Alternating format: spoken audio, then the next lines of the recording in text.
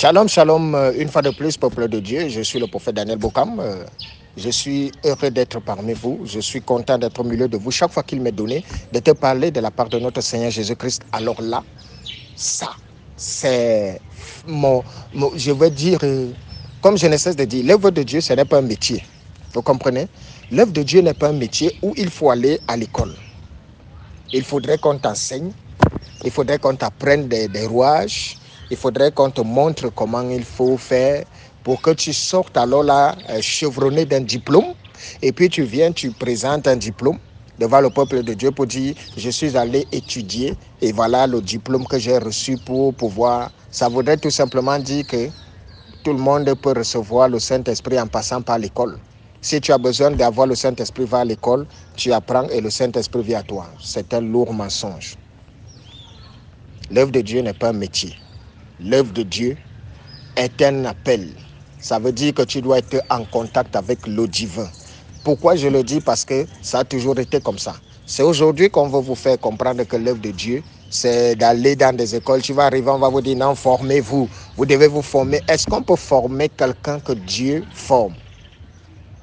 Oui, ceux qui n'ont pas l'appel de Dieu, ceux qui ne sont pas des élus de Dieu ont besoin de formation.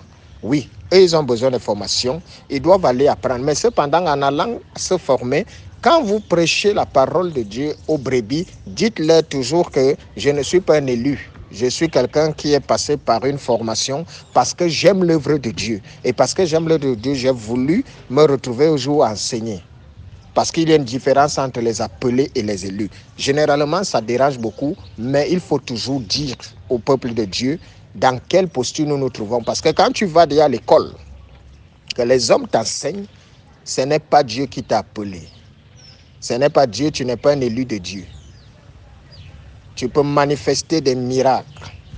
Tu peux manifester, c'est des dons. Le don de guérison existe dans chacun. Tu n'as pas besoin d'aller dans une école pour avoir un don de guérison. Tu peux manifester l'interprétation de songes et tout. On ne part pas à l'école pour ça. C'est quelque chose que Dieu te donne. Et pour qu'il puisse se développer, c'est toi-même. En méditant les Saintes Écritures, tu ravives ce feu-là, il se développe. Mais maintenant, pour enseigner, ce n'est pas tout le monde qui doit se lever pour pouvoir enseigner parce que c'est la partie la plus délicate. L'enseignement signifie gagner des âmes. Et est-ce que tout le monde est appelé à gagner des âmes? Quelle est la question que je vous pose? Mais cependant, aujourd'hui, je vais vous parler des murs de Jéricho, qui nous sera tiré du livre de Josué, chapitre 6, du premier verset. Bon, la lecture est tellement longue que là où je vais m'arrêter, je pourrais m'arrêter pour vous expliquer le pourquoi les murs de Jéricho. Jéricho était fermé, barricadé devant les enfants d'Israël. Personne ne sortait, personne n'entrait. L'Éternel dit à Josué, vois, je livre entre tes mains Jéricho et son roi, ses vaillants soldats. Faites le tour de la ville, vous, tous les hommes de guerre, faites une fois le tour de la ville. Tu feras ainsi pendant 6 jours. 7 sacrificateurs porteront devant l'âge 7 trompettes retentissantes. Le 7e jour, vous ferez 7 fois le tour de la ville et les sacrificateurs sonneront de trompettes. Quand ils sonneront de la corne retentissante, quand vous entendez le son de la trompette, tout le peuple poussera des grands cris. Alors la muraille de la ville s'écroulera et le peuple montera chacun devant soi.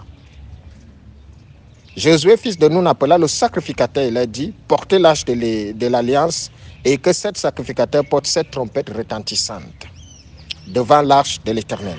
Et il dit au peuple, marchez, faites le tour de la ville et que les hommes armés passent devant l'arche de l'Éternel. Lorsque Josué eut parlé au peuple, les 7 sacrificateurs qui portaient devant l'Éternel les 7 trompettes retentissantes se mirent en marche et sonnaient les trompettes. L'arche de l'alliance de l'Éternel allait derrière eux. Les hommes armés marchaient devant les sacrificateurs qui sonnaient des trompettes et l'arrière suivait l'arche pendant la marche on sonnait des trompettes. Josué avait donné cet ordre au peuple. Vous ne crierez point, vous ne ferez point entendre votre voix. Et il ne sortira pas un mot de votre bouche jusqu'au jour où je vous dirai, poussez des cris. Alors vous pousserez des cris. L'arche de l'Éternel fit le tour de la ville et elle fit une fois le tour. Puis on rentra dans le camp, on y passa la nuit. Josué se leva de bon matin, les sacrificateurs portaient l'arche de l'Éternel. Les 7 sacrificateurs qui portaient les 7 trompettes retentissantes devant l'arche de l'Éternel s'est mis en marche et sonnait les trompettes. Les hommes armés marchaient devant eux et l'arrière-garde suivait l'arche de l'Éternel. Pendant la marche, on sonnait les trompettes. Il fit une fois le tour de la ville. Le second jour, puis il retournait dans le camp. Il fit de même pendant 6 jours. Le 7e jour, il se levait de bon matin, dès l'aurore. Et il fit de la même manière 7 fois le tour de la ville. Ce fut le seul jour où il fit 7 fois le tour de la ville. À la 7e fois, comme les sacrificateurs sonnaient des trompettes, Josué dit au peuple, poussez des cris car l'Éternel vous a livré la ville. La ville sera dévouée à l'Éternel par interdit et tout ce qui s'y trouve. Mais on laissera la vie arabe, la prostituée, et à ceux qui seront avec elle dans la maison parce qu'elle a caché les messagers que nous avions envoyés. Gardez-vous seulement de ce qui sera dévoué par interdit, car si vous preniez de ce qui vous aurait été dévoué par interdit, vous mettriez le camp d'Israël en interdit et vous y jetterez le trouble. Tout l'argent et tout l'or, tous les objets de reins de fer seront consacrés à l'Éternel et entreront dans le trésor de l'Éternel. Je m'arrête là, parce que la lecture, elle est très longue. Nous allons comprendre déjà quelque chose. Alors, Jéricho. Jéricho était une forteresse. Jéricho a toujours eu à vaincre toutes les autres nations à partir de son édifice, à partir de ses bâtisses. Pourquoi? Parce que les murs de Jéricho étaient d'une solidité que personne, aucune nation n'avait pu vaincre Jéricho. Et Jéricho faisait la fierté de ses habitants. Toute personne, lorsqu'il y avait la guerre, qu'est-ce qu'il fallait faire? Les gens allaient simplement se réfugier derrière les murs de Jéricho, qui étaient barricadés de partout. Et quand les habitants de Jéricho se réfugiaient dans leur forteresse, ils avaient toujours l'avantage sur leurs adversaires parce que du haut de leur forteresse là-bas, ils les tuaient, ils faisaient tout ceci. Alors, il faudrait savoir dans la vie que il faut faire attention. Il y a des gens qu'il faut éviter sur sa route. Il faut éviter les serviteurs de Dieu, les enfants de Dieu sur ta route. On ne combat pas tout le monde. On n'entre pas en guerre avec tout le monde. Or, l'erreur que Jéricho a commise, c'était de se retrouver en guerre contre Israël. L'erreur de Jéricho est qu'ils ne connaissent pas que moi qui suis enfant de Dieu, toi qui es enfant de Dieu, ce n'est pas nous qui faisons le combat. C'est Dieu qui combat pour nous. Et qui peut vaincre Dieu lorsque Dieu a pris le devant de quelque chose? Qui peut? Alors, pendant que Jéricho, lui, il se confie en ses soldats. Jéricho se confie en sa bâtisse. Il ne sait pas qui est le Dieu qui est en train de vouloir le détruire. Et, chose curieuse, la démarche que Dieu donne à son peuple, parce que nous qui avons et qui sommes serviteurs de Dieu, nous sommes des fous. C'est une folie. Vous imaginez ce qui se passait? Non, voilà, je vous explique. Pendant que le peuple faisait le tour, comme Dieu les avait demandé, vous allez faire le tour, vous n'allez rien dire. Alors, du haut de la tour, les soldats, tout le peuple, ils regardaient les soldats d'Israël faire le tour là, le peuple d'Israël fait le tour en silence et ils se moquaient d'eux. Ils étaient là, série pour dire, ils les prenaient pour des fous, ils disaient, mais c'est là, c'est quel donc, c'est comme ça là qu'ils vont pouvoir entrer ici là, parce qu'ils s'attendaient, ils ne voyaient pas des armes, ils ne voyaient pas qu'ils cherchaient à forcer les murs et quoi que ce soit, mais ils voyaient des gens qui sont en train de marcher, seulement ils font le tour. Alors dans leur tête, ils se riaient du peuple d'Israël, oubliant que quand Dieu te donne un décret, quand Dieu t'envoie, ça paraît souvent bizarre. Oui, parce que nous, enfants de Dieu, nous sommes fous. Lorsque Dieu nous dit, va faire ceci, quand les gens vont te voir commencer à faire, la première chose qu'ils feront, ils vont se rire de toi. C'est comme avec Noé. Quand Noé était en train de préparer l'arche, les gens se riaient de lui. Or, il avait reçu un décret, un mandat. Lorsque nous nous levons souvent, par exemple, on nous voit, nous sommes en train de prêcher la parole. Des gens nous prennent toujours pour des fous, c'est une folie. Ils ne comprennent pas ce qui est en train de se construire. Parce que prêcher la parole, c'est construire quelque chose. Alors, qu'est-ce qui se passe? Il se passe que le peuple de Jéricho s'est réconforté, mais ne savait pas cette fois qu'ils étaient tombés sur Dieu. Et lorsque le 7e jour est arrivé, selon que Dieu les avait dit, ils ne savaient pas que pendant que les soldats d'Israël faisaient le tour, Dieu était en train de mettre des bombes spirituelles tout autour. Et lorsque ils ne faisaient que faire le tour, Dieu avait déjà muselé toutes les clôtures de Jéricho. Et quand ils ont crié victoire, les murs de Jéricho ont commencé à trembler. Quand le peuple a vu ça, ils ont pris peur. Quand les habitants de Jéricho ont vu ça, ils ont vu les murs qui tremblaient, et ça a commencé à se fissurer, rien que par le cri victoire du peuple d'Israël. Pourquoi? Parce que le Dieu que nous servons est dangereux. Quand Dieu est avec toi, c'est lui qui fait ton combat. C'est lui qui marche avec toi. Je ne cesse de te le dire, peuple de Dieu, vous qui m'écoutez. Pourquoi tu vas chercher des solutions? Pourquoi tu vas chercher comment gérer un problème? Aujourd'hui, Jéricho n'est plus les murs physiques. Jéricho, c'est des esprits qui sont établis dans la vie des uns et des autres.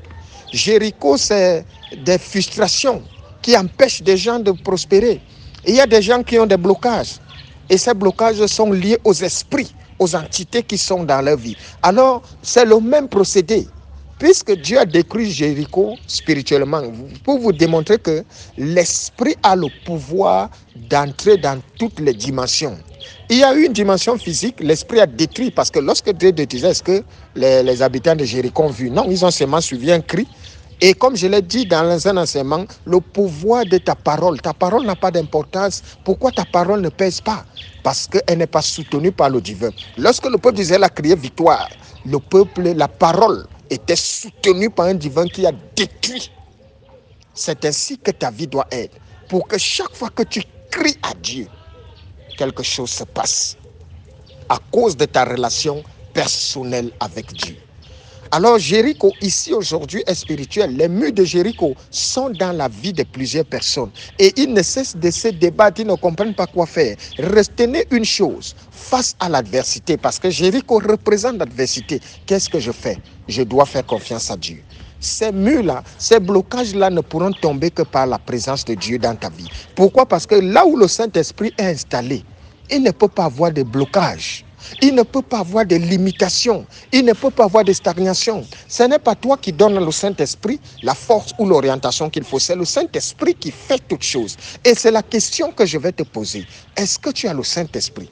Parce que quand le Saint-Esprit est établi dans une vie, c'est lui qui entraîne le changement systématique de ta vie.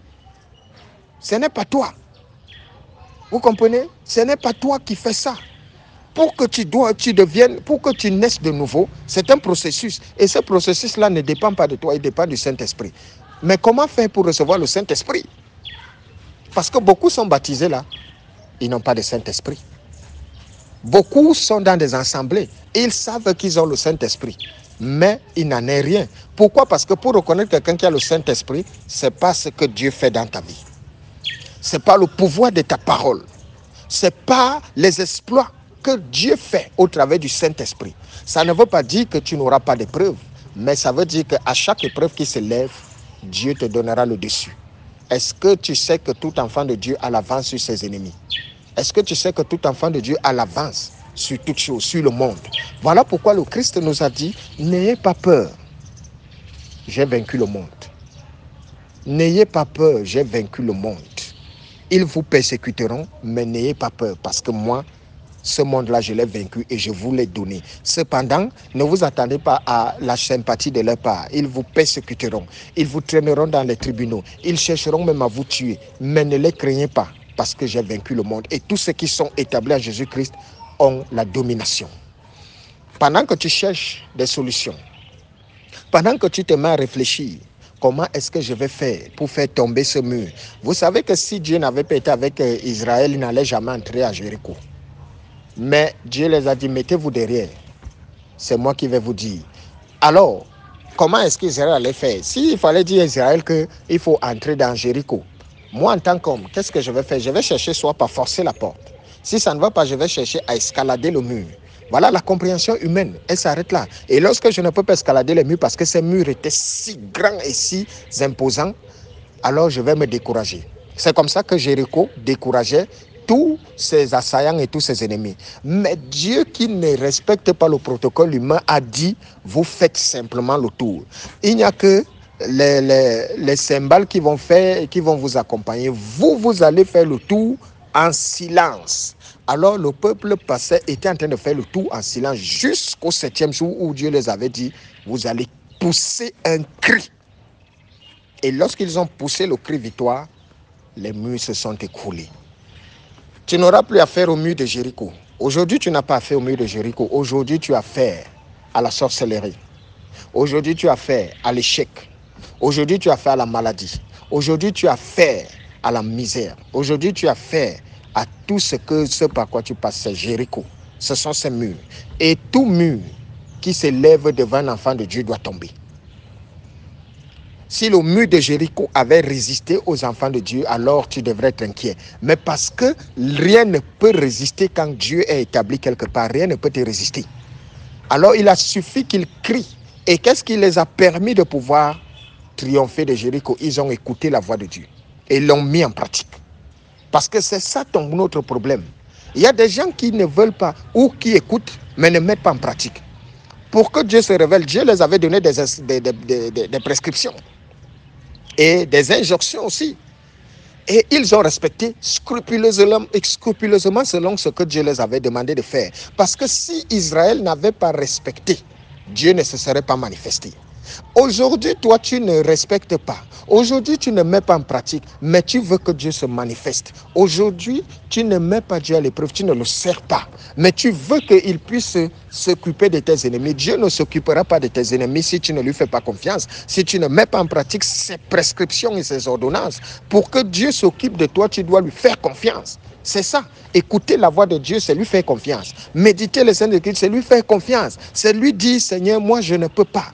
Ah, maintenant, cependant, même si tu es chargé de quelle entité, le Saint-Esprit prendra le soin d'apporter la lumière. Le Saint-Esprit prendra le soin de nettoyer toutes choses. Nous ne servons pas Dieu pour être dans la honte. Et nous ne sommes pas enfants de Dieu pour être des misérables. Nous sommes enfants de Dieu parce que nous sommes un sacerdoce royal. Parce que nous sommes le peuple de Dieu. Et un peuple de Dieu est béni. Un enfant de Dieu est béni. Et c'est quoi la bénédiction? La bénédiction regroupe 3 entités qui sont l'abondance, ça dit la possession, autant pour moi. Parce que généralement, on parle d'abondance, c'est la possession. Après la possession, c'est ce que Dieu retire de toi. Et c'est ce que Dieu éloigne de toi. Je viendrai plus prochainement pour mieux expliquer la bénédiction. Alors, je vous invite et je vous exhorte, peuple de Dieu. Lorsque vous entendez que Dieu a fait ci avec tel, Dieu a béni ci, ne regardez pas et ne vous bornez pas seulement à voir ce que Dieu a fait. Regardez pour comment l'autre s'est comporté, comment ses serviteurs se sont comportés. Ils ont été bénis parce qu'ils ont écouté et ils ont mis en pratique. Si tu n'écoutes pas, si tu ne mets pas en pratique, ne t'attends pas à ce que Dieu agisse dans ta vie. Si tu veux vivre dans la honte, désobéir à Dieu, tu connaîtras la honte. Il y a beaucoup qui sont là, qui se plaignent, mais qui écoutent la parole, mais ne la mettent pas en pratique. Il ne s'agit pas d'écouter. Écouter, c'est autre chose. Mettre en pratique en est toute une autre. Alors, tout enfant de Dieu sait que je dois écouter et je mets en pratique. Et c'est pour cela que je vous invite. Ne regardez pas les bénédictions des uns des autres. Il faut écouter et il faut mettre en pratique. Ce n'est qu'à partir de ce moment que vous serez connecté à la bénédiction. Il ne s'agit pas d'écouter seulement. Et puis vous commencez à vous plaindre que non, mais je prie quand même, non, mais je fais ci ou ça. Est-ce que tu mets en pratique ce que Dieu te demande? Telle est la question. Que le Seigneur te bénisse davantage, je reste disposé. Comme je ne cesse de te dire, c'est des enseignements sommaires. La profondeur de là, c'est juste que tu saches qu'il y a réponse à toute question. C'est toi qui penses qu'il n'y a pas. La seule question qui n'a pas de réponse, c'est d'où vient Dieu. Mais à part ça, Dieu a mis toutes les réponses à la portée des hommes. Pour que tu comprennes que le monde et tout ce qui se passe, c'est Dieu qui contrôle. Que le Seigneur te bénisse, que sa grâce et sa gloire soient notre partage.